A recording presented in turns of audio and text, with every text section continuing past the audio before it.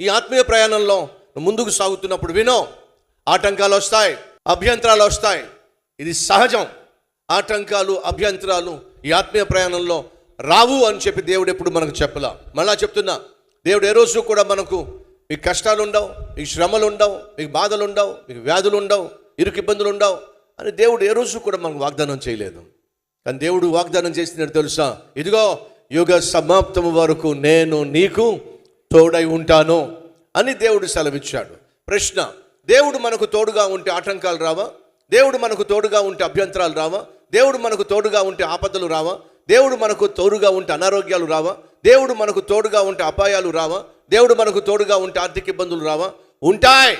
కానీ దేవుడు మనకు తోడుగా ఉన్నాడు కాబట్టి వాటన్నిటి నుండి ఆయన విడిపిస్తాడు. ఎందుకంటే ఆయన మనకు తోడుగా ఉన్నాడు కాబట్టి ఆయనే కలుగ చేసుకొని మన జీవితంలో తలెత్తు